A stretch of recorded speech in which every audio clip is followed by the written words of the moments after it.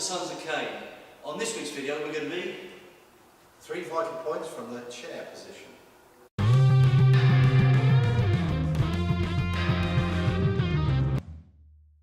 So, those of you who do pressure points, although maybe not, you've heard of the vital points. Some of these aren't part of the pressure point system, they're called vital points. If you ever read the Bubushi, there's a nice in-depth study in that. What we're not going to do is give you all the Chinese or the Japanese names or the pressure point designations for some of them. We're just going to lay it down so it's easier for you to remember. So what we're looking at is the vital points. Some of you may have done pressure point theory. Interesting subject, we're quite into it. Not for everybody, but these are the vital points. So some of them are pressure points, some of them aren't. For Kev's journey, we're looking at the first 3, part of his first grading. We're not going to use the Chinese or Japanese designations, we're just going to use them as you would to a layman on the street. So what we're going to be looking at is the first 3 vital points from the Bubushi. If you're into pressure point theory, Kyushu Jitsu, you'll understand what I'm saying. If not, what we're going to do is use layman's terms rather than the Chinese or Japanese designations. So the first one I'm going to be looking at is the instep. Bringing your cane down, you can see it's just behind the big toe, instep area of the foot. The second one we're going to be looking at is on the thigh. If you put your hand down by your thigh, where your fingertips end, on that area here, we've got a nice spot here. We call it the dead leg spot. You might know it as gallbladder 32. The third one we're going to be looking at needs no introduction, it's the groin. So for the first strike, what we're looking at is basically a simple downward poke. So Kev's sitting in the chair, I might be here, it doesn't matter what it is. Altercation, if I've got my foot conveniently forward at the time, my focus is going to be here. When that comes up, I'm going to be worrying about probably my head, but all it is simple, straight down onto the toe. Okay, nice and simple, straightforward, but very painful.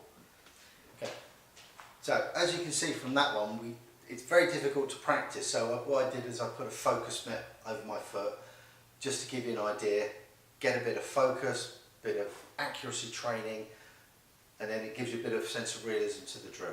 So the second one we're looking at is going to be for the thigh. So again, it comes up, it's doing a cross strike, so this will be a number 2 strike or a number 1 strike, depending on which way you're coming round. For the wheelchair, it'd be number 1 because of the, as we said before, the arm position. It's hard to get down for the ankle, so it's just be across the body into the thigh. Okay. Again, what I've done, I've got a nice target here, so it gives you a little bit of accuracy, a little bit of oomph. Okay. So always try and go for a bit more realism, rather than just a gentle tap. Get a feel for what it is to actually strike somebody or strike something. Remember guys, in the 12 cane strikes, Chris went through how to hit the pad and the 3 different techniques. If you haven't seen it, we'll put a little link in the descriptions and go and have a look at that. Okay. Last one is the groin, and this will be a number 11 strike. So again, I'm here, it could be anything going on. Again, even if I see it coming, there's not a lot I can do, and if I was trying to flex, get out of the way, I've just presented a target. But again, to get a little bit of oomph in there, I'm going to use this as a target and hopefully protect myself. Okay, I'll stand a little bit further back. Again, doesn't require a lot of force on this one, but again, it's getting the angle and the power from that short distance. It is really important you practice the strike.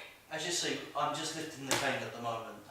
The strike is actually this, but because Chris isn't wearing a box and because I need him for next weekend, it's just a gentle flick. But in real life, if Chris just took 1 step, it's that, and it's nasty. Okay, so what you're looking at, you could do it as a sequence drill of down on the foot, flick round to the side, and then into the groin. So again, always practice a flow, because your first strike may not have worked, your first technique might not have worked. Rather than stopping, flow on to the next one. So at this stage, keep practicing, work through your mistakes. Remember guys, both hands. We only do the right hand just because of the time constraints that we have on our video sessions. So, but remember, practice both hands. Don't forget to subscribe and don't forget to share. Click the notification bell next to the subscribe and we'll send you an email every time we upload new videos. If you want to see more of Kev's journey, look below, is a link to it. If you want to see any more from the walking cane self-defense CaneMasters, click on the video there. Don't forget, go over to Mark's site on YouTube, which is CaneMasters, or CaneMasters.com to check out the dojo.